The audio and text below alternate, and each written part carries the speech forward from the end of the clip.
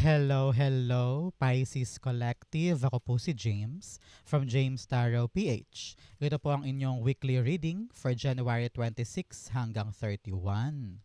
So mga Pisces, alamin natin kung ano naghihintay sa inyo sa huling linggo ng Enero. Okay? So let's begin. Inhale and exhale. Holy Spirit, Spirit Guides, ibigay natin kay Pisces ang mga mensaheng dapat nilang malaman para sa linggong ito. In your overall energy, you have the Moon card. Beautiful. In the area of what you need to focus on, meron po kayong the Eight of Pentacles. In the area of what you need, meron po kayong the Six of Cups. Lovely. In the area of what's affecting your current energy, meron po kayong the Five of Swords. In the area of your near future, meron po kayong the World card. Beautiful. In the area of your challenge for the week, meron po kayong the Ten of Swords. In your fortune, meron kang the Ace of Swords. Beautiful, beautiful. In the area of your divine messages, meron kang the Emperor card. At ang outcome nyo po for the week, ito po yun, mamaya sabay-sabay natin siyang bubuksan at the end. But first, thank you po muna mga Pisces sa inyong donations. Saka po sa mga hindi nag-i-skip ng ads. Nako, malaking tulong po yan sa akin every time na meron po tayong libreng reading para po sa inyo dito sa ating channel. Salamat din po sa bawat like and comment sa bawat video natin for you. Malaking tulong din po yun. Salamat po. So, in the back of your reading, meron kang the Ten of Pentacles. Okay, this week, sisimulan mo na yung proseso, Pisces, ng pag-iisip tukol sa mga bagay na gusto mong maging permanente sa buhay mo. Example, permanenteng bahay, o kaya permanenteng routine, permanenteng diet, mga ganun, yung kahit simple lang, pero sinisimulan mo na yung proseso. No? Ngayon yung time mo para maging seryoso doon sa hakbang. Halimbawa, ngayong pagpasok ng February, balak mo nang magtayo ng gotohan sa harap ng bahay mo. So ngayon pa lang, ngayong linggong ito, halimbawa hinahanda mo na yung proseso, yung harapan linilinis mo na, nagba-budget ka na para sa puhunan, nagkatanong-tanong ka na para sa mga malalaking kaldero, mga ganun. So, whatever you're trying to build na long term, ngayong linggong ito ang simula ng pagtatanim ng pundasyon para dyan. Okay? Very important to para sa'yo. So, in the card of the week, meron kang nurture. Nurture others and also yourself. Kung ano yung bagay na importante sa'yo, alagaan mo daw. Panahon to para maging totok ka, hands-on, at ibigay mo yung kinakailangan na effort, kinakailangan na effort para ito ay lumago para sa'yo. Okay? Ito yung chance mo, Pisces, to really grow something. Palaguin ang isang bagay. Kaya tinatawag ka ng yung spirit guides na kung gusto mong tumubo to ng pangmatagalan, tutukan natin, alagaan natin. Okay? In your current current energy, in your core situation, meron po kayong the Moon card. The Moon card's all about you asking questions. Marami kang kalituhan, marami kang tanong, marami kang hindi sigurado, paiba-iba ang gusto mo minsan. Depende sa kung anong nararamdaman mo sa araw na ito, no? Pero ramdam ko dito yung fluctuating, paiba-iba. Today gusto mo to, bukas hirap ka na naman, bukas ayaw mong gawin, sa isang araw na ulit. So paiba-iba ka. Kumbaga walang consistent, walang straight line, kumbaga, no? So ngayon, habang nag-uusap tayo ngayon Pisces, kayo po yung tinatawag ng yung spirit guides na kahit na hindi mo alam ang sagot, kahit na hindi ka sure sa pupuntahan, kailangan mong tanungin ang sarili mo kung gusto ko ba to? Sigurado ba ako na tatahakin ko talaga itong landas na ito? Because your intuition will know. Your intuition will tell you the right way to do. Kaya kung talagang balak mo magkaroon ng kaching-kaching or overflowing na abundance and prosperity na long-term ang epekto, kailangan ngayon pa lang we are trying to figure out ourselves. Kung sigurado ba ako? Kung yes, lakad, go, push, ituloy natin. Kung hindi ka pa sigurado, kailangan mo munang kalkalin yan sa'yo and ask yourself, what should I need to do? Para kahit nahihirapan ako o kahit mahirap yung lakad sa dako paroon, kung sigurado ako, ilalaban ko ito. Parang ganon, okay?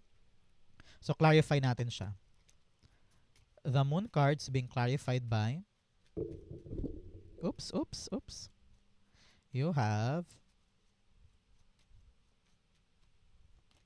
the Page of Wands. Yes, talagang meron kang takot or pagkabalisa or gusto mong magdalawang isip pagdating sa isang opportunity na pwede mong itry. Kita-kita ko dito yung bagong pagkakataon na abot kamay mo naman eh.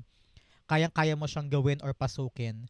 Pero natatakot ka sa pwedeng responsibility or kakahinatnan nito. And you don't know kung kakayanin mo ba. Yun yung mga takot mo eh. Kung kakayanin ko ba, deserve ko ba yan, destiny ko ba yan. You're actually questioning kung ano yung dumarating sa buhay mo. No? Merong binibigay sa yung blessing eh. Ang kailangan lang talaga ikaw ang pumasok. Ikaw ang kumatok. Ikaw ang magbukas ng pinto and let it happen for you. Ngayon, tanungin kita ngayon Pisces, ano ba tong bagay na gusto mong gawin pero medyo may alinlangan ka and you want clarity? Now, i-comment mo yan sa baba, i-type mo, I claim, I manifest, yung bago kong gagawin ay magkaroon na ako ng blank para maliwanagan ako sa gagawin ko. Isulat mo yan sa baba, maliliwanagan ka at magkakaroon ka ng clarity pagdating sa pagyakap sa bagong bagay na ito. Comment down below, it will happen for you. In the area of what you need to focus on, yung pag-enrich ng buhay mo. Nakita ko dito na kung takot ka, it's because parang feeling mo kasi hindi ka pa ganun kabihasa or kulang pa yung skills mo or experience mo, kaya takot kang itry. Sabi mo, bakit ko ito-try yan? Hindi nga ako marunong. Or bakit ko pa gagawin yan? Hindi pa nga ako sure kung kaya ko talaga. Hindi pa ako expert. So, wala naman kasi nagsisimula ng expert agad-agad, di ba? So, hindi mo naman kailangan maging master or expert sa isang bagay para gawin siya. Ang importante, meron kang inisyatibo, meron kang kalakasan to nurture this blessing para kada araw tatrabahuhin mo siya. Aaralin mo, gagawin mo, pag-sumikapan mo na mabuo. So, wag kang matakot aralin. Wag kang mairita or wag kang magkulang sa pagpapalinang sa iyong skills. Kasi power mo to eh. Lahat naman ng bagay ngayon kayang pag-aralan, di ba? Lahat naman ng tutorial meron sa YouTube. Pwede ka rin magtanong-tanong sa mga tao sa paligid mo para gabayan ka. And also, kung talagang gusto mo, aaralin mo yan. So yun ang kailangan mo ngayon. Palakasin, patalasin, at tawag dito, hasain mo ang iyong skills so that you can earn that credential para magkaroon ka na ng lakas ng loob na pasukin o yakapin tong bagong opportunity. Kasi kaya mo naman yan eh. Narinig ko pa nga sabi, you can learn as you go. Ibig sabihin, habang ginagawa mo siya, lalo ka pang matututo. So don't be afraid to try this. Because darating din sa'yo yung kalakasan at saka abilidad na talagang alam na alam mo na siya. Okay? The Eight of Pentacles. The Four of Wands. Dalawa, talagang sumasama yung nasa likod. Sama natin the Judgment card. Yes, ngayon kailangan mo daw talagang magising. Gisingin mo ang sarili mo sa iyong potensyal at wag mo hayaang natutulog ka sa mga abilidad mo. Kung kailangan talagang maghanap ka pa ng libro or sumangguni ka for a certain workshop, seminar, training, gawin natin. Kasi kapag ginawa mo yun, mas tatalas ang isip, mas magigising ang diwa sa kung paano mo aatakihin itong trabahong ito para sure ball ang finish line. Maabot mo ang goal, ang finish line kapag pinaghandaan natin. Kaya ngayon pa lang, Pisces, kung meron kang ginagawa, meron kang tinutumbok na goal, para makarating tayo doon, kunin natin lahat ng lesson, lahat ng training or paraan para matuto tayo ng higit pa para makarating tayo doon agad-agad. Okay? In the area of your near future, meron po kayong near future. In the area of what you need, meron po kayong the Six of Cups. You need to really tell yourself na kaya ko to and I need to really forget yung mga takot ko in the past. Meron ka daw mga issue in the past na dapat mo nang i-let go, dapat mo nang pabayaan kasi wala na dapat yung epekto sa buhay mo this time eh. Dapat hindi na siya nakakasagabal sa'yo ngayon. So, your spirit guides are telling you, very, very simple, is to have peace in your past para hindi na niya magalaw tong present life mo. Okay? You need also security. So, ibigay mo daw sa sarili mo yung kalayaan na yon na wag nang alalahanin pa yung pangit before. Ang importante yung now at saka future mo. I'm seeing 10-10 in my clock. Talagang yun ay number, angel number of completion, closure, at success. So ngayon, meron ka talagang dapat tapusin, dapat isara para makapasok ka na sa new era mo with the world card here.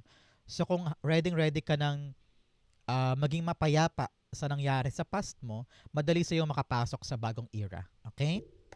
Clarify natin yan. The Six of Cups being clarified by I don't know why. Parang meron ka daw dapat patawarin. I'm not so keen with that. Pero laging kumakatok na. Patawarin na, patawarin na.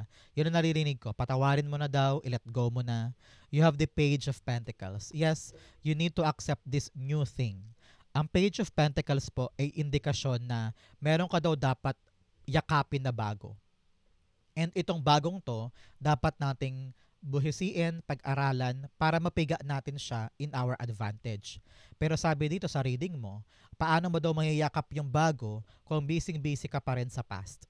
So, kapag nakalimutan mo na or pinutol mo na yung past, open ka na to embrace this new thing. Kapag na-embrace mo na to, diyan mo ilalagak yung buong energy mo, magagawa mo yung kinakailangan para ma-improve ito. At baka maging long-term pa siya with the Ten of Pentacles. So, ngayon, kailangan talaga isipin natin yung ating priorities at i-rewire natin ang ating isip na wag nang balik-balikan pa yung past para ma-appreciate natin yung mga bagong bagay. Okay? In the area of what's affecting your current energy, meron kang the Five of Swords. Kaya ka natatakot mag-try ng bago dahil ang dami mo ng pinagdaanan na mahirap. Parang sabi mo, ilang beses na kasi ako nag-try, ilang beses na kasi ako napagod, nag-fail, kaya parang nakakatakot sumubok ulit this time.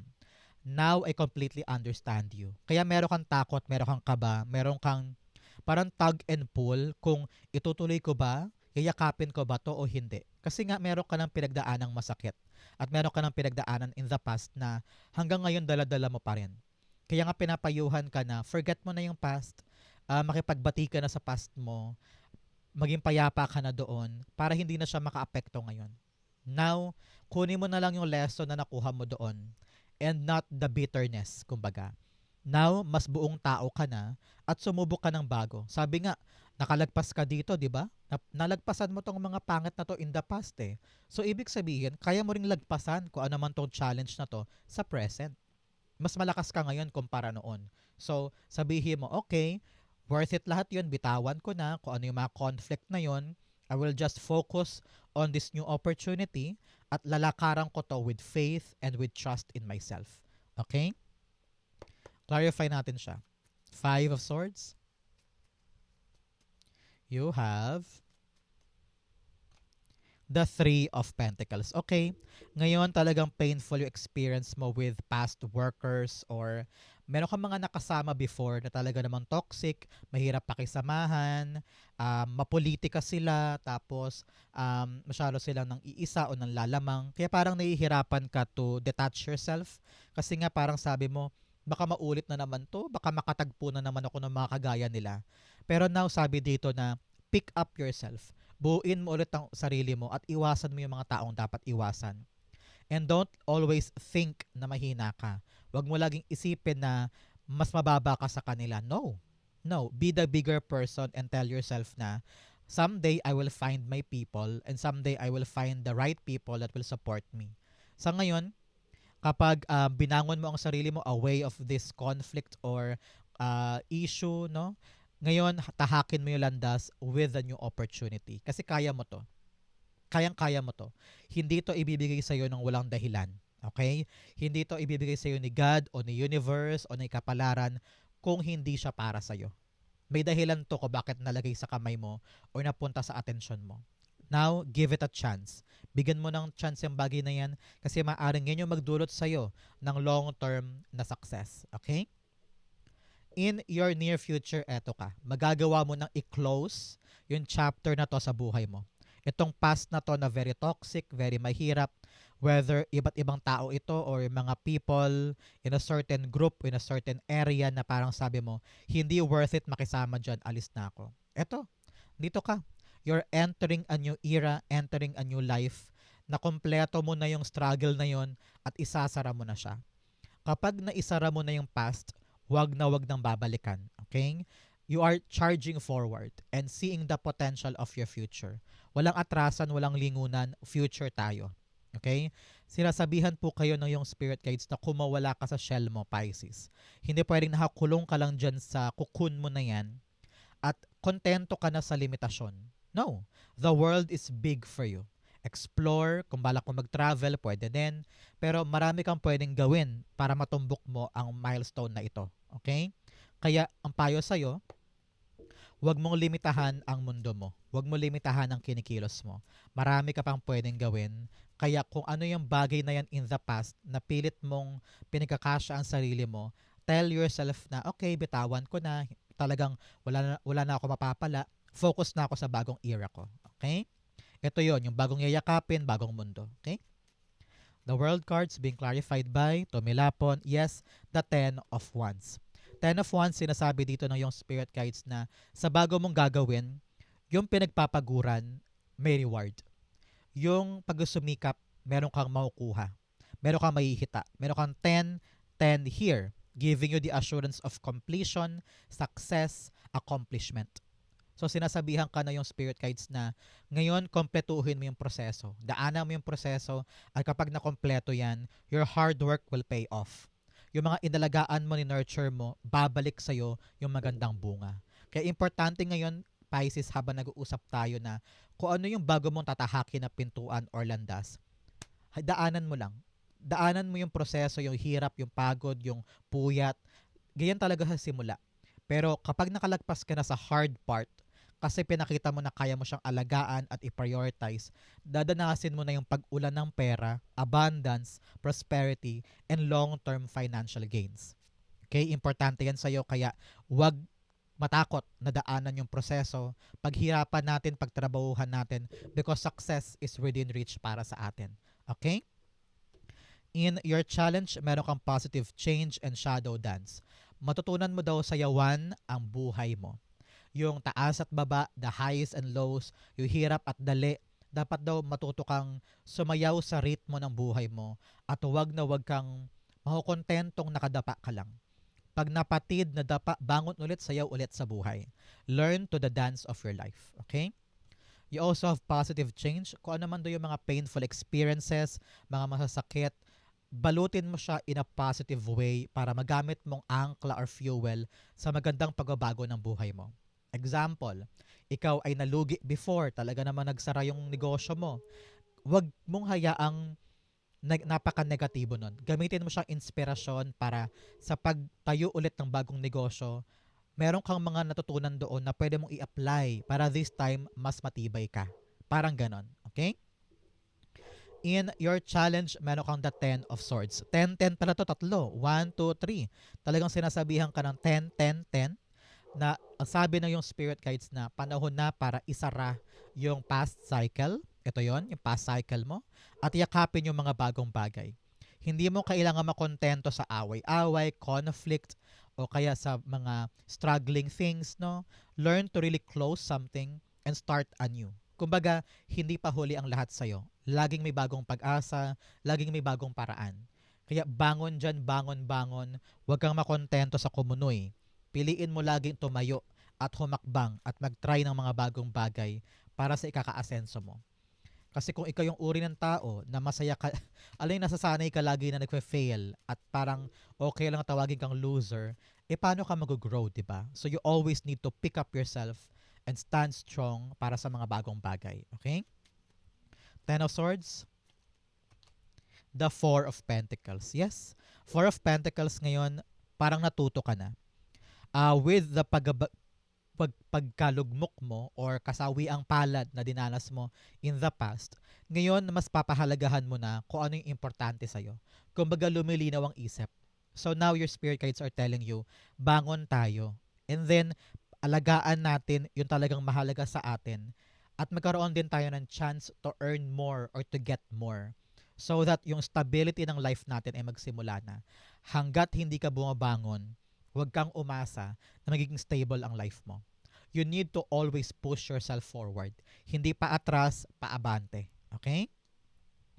In your fortune, meron kang Discovering truth, you stand in the light of truth. Dapat daw kumapit ka sa katotohanan.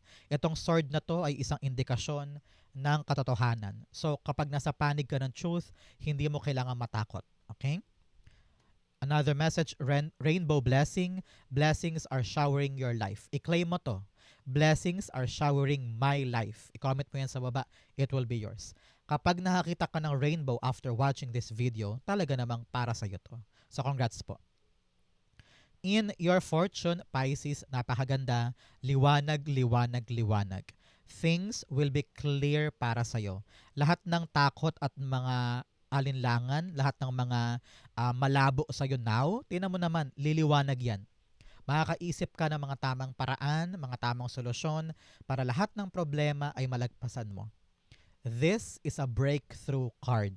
Talaga namang makakalagpas ka na, makakatulay ka doon sa mahirap na parte. Kumbaga, the hard part is over and now ready ka nang tumulay sa plateau at saka smooth sailing na bagay. Nakasurvive ka, nakalagpas ka. So ngayon, ipanalo mo to hanggang dulo with clarity, with bravery, iyong-iyo ang panalo. Okay? Clarify natin siya. The Ace of Swords being clarified by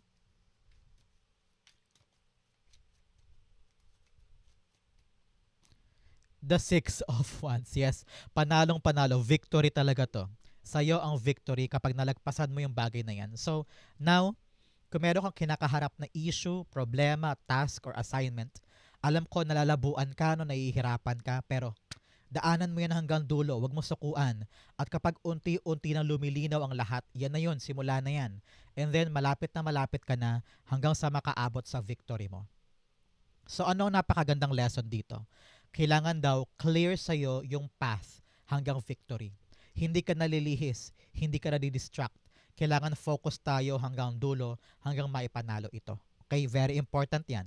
Malapit ka ng manalo, malapit ka magwagi dito, kaya huwag susuko. Clarity and victory is yours. I-claim mo yan, it will be yours. In your divine messages, meron kang communication is the key. Makipag-usap ka daw. Kung may malabo, pag-usapan. Kung merong hindi sigurado, klaruhin. Okay? You also have the end of a tough cycle approaches. Yes, with 10, 10, 10 here, talagang yung mabigat na parte, nakalagpas ka na dyan, paangat ka na. Kaya buksan mo ang bagong era na to kung saan panalong-panalo ka. Okay? In your divine messages, meron po kayong the Emperor card. Maging Emperor ka ngayon, Pisces. Maging matapang ka, malakas, lalaban ka, no? Pag may task, may assignment, may issue, may conflict, lalaban ka, tatayo ka, kukumpletuhin mo, aasikasuhin mo. Hindi ka aatras, hindi ka susuko, hindi ka mag-quit. You will take on the challenge at ipapanalo mo siya hanggang dulo. So anong kailangan gawin ngayon ni Pisces? Disiplina. Kung meron kang task, assignment, or plan, kailangan everyday you show up at gagawin mo siya consistently. Kaya kailangan natin ngayon ng disiplina para maganap yan para sa'yo. Okay? The Emperor cards being clarified by the Three of Cups. Yes, there are people in your life. Oh wait, meron kang 3-3 here, giving you the assurance na meron po kayong namayapang kamag-anak na ginagabayan ka ngayon, na kahit nasa kabilang buhay na sila ay pinagdarasal ka pa rin at pinoproteksyonan ka. So after watching this video, ipagdasal mo yung mga ancestors mo, yung mga kamag-anak mong namayapa na, o kaya magtirik ka ng kandila to give thanks. Okay? So, the Three of Cups in the Emperor card, yung lakas ng loob mo manggagaling sa mga tao sa paligid mo. Kaya ka tumatapang because may suporta ka mula sa kanila. So ngayon, gather your people para suportahan ka sa laban na ito, para magkaroon ka ng pangmalakasang tapang. May accomplish yan, and soon, mag-celebrate ka with these people. Dahil tinulungan ka nila, ginabayan ka, sinamahan ka, sila din yung mga taong dapat mong puntahan kapag nagtagumpay ka na. Celebrate the success, soon, i-harvest mo rin yan. Congrats po. Okay? Outcome mo ito, but first, bigyan muna kita ng fortune cards. You have both money or property through an inheritance, winning, or windfall. Wow! Meron ka daw makukuhang pera this time mula sa isang panalo, windfall, or inheritance. Congrats po. You also have pig, beware of greed. Mag-ingat ka daw sa mga taong gahaman, sa mga taong sukab, Make sure na umiiwas ka sa kanila. You also have Dolphin, financial gain. Yes, i-claim mo to. Financial gain usually coming from something you did in the past. May perang paparating. Congrats, congrats. Manlibre ka naman, Pisces, okay? You also have marriage. Wow, para po sa para po sa inyo, sa mga naghahanap ng love or marriage, posible daw yan this time. Asahan mo ang um, magandang balita pagdating sa inyong kasal, pagdating sa inyong relasyon, marriage and wedding. O kaya meron ding marriage of two union ng dalawang negosyo, dalawang business partnership, dalawang ideas, pwede din. But definitely union ito na dapat mong ikagalak. Okay? So, ang outcome ni Pisces for January 26 hanggang 31, the Queen of Pentacles. Wow, wow, wow. Tingnan mo naman. Nurture. Dahil inaalagaan mo yung blessing sa'yo, hindi ka nawawaglit, talagang nakatutok ka dyan. Example, negosyo yan, sideline, trabaho mo, o yung project mo, inaalagaan mo, talagang nakatutok ka. Tingnan mo naman, lumago. Lalago siya, mag-multiply siya sa buhay mo kasi tinutukan mo, inalagaan mo na parang baby. Ten of Pentacles, raining money, raining abundance. So sabi dito, lalago kung ano man yung bagay na inaalagaan mo ngayon. Dadami siya, tatagal, abundant energy for you. Kaya kung ngayon nag-iisip ka kung paano kukuha ng pambayad doon, pambayad dan, pambayad dyan, pero dahil inalagaan mo tong blessing mo, meron ka ng panggastos kapag kinakailangan mo. Meron ka ng mahuhugot sa mga resources mo because you made it happen. Okay? So ngayon, palakasin natin, patubuin natin, payamanin natin ang buhay mo, and alagaan mo yung bagay na yan. Okay? Clarify natin to. The Queen of Pentacles is being clarified by, oops, tumilapon. The Nine of Cups. Wow! Alam mo na, pag lumalabas to Pisces, panahon na to make a wish. Pumikit ka na, mag-wish ka na, this is gonna be yours. Wow, napakaganda ng outcome mo. Kung ano man daw tong inaalagaan mo na bagay na alam mong ibubuhos mo lahat dito, lalago yan. Money, abundance, expansion, growth, it's yours. At mabibili mo na, makukuha mo na yung mga wini-wish mo. Dahil lumago ang kaperahan mo, kayang-kaya mo nang kunin yung para sa'yo. Wow, a wish fulfillment because money and abundance is expanding in your life. Congrats po Pisces, napakaganda ng reading mo for today. Manlibre ka naman. Napakaswerte mo tonight, no? Especially in this reading for the week. Saan po kayo nakaresonate sa inyong January 26 to 31 reading? Comment lang po kayo sa baba, babasahin ko po yan. Thank you Holy Spirit, Spirit Guides for the clarity and messages na dapat malaman ng mga Pisces today. Thank you po for watching hanggang dulo. I love you. This has been James for James Tarot PH. God bless everybody.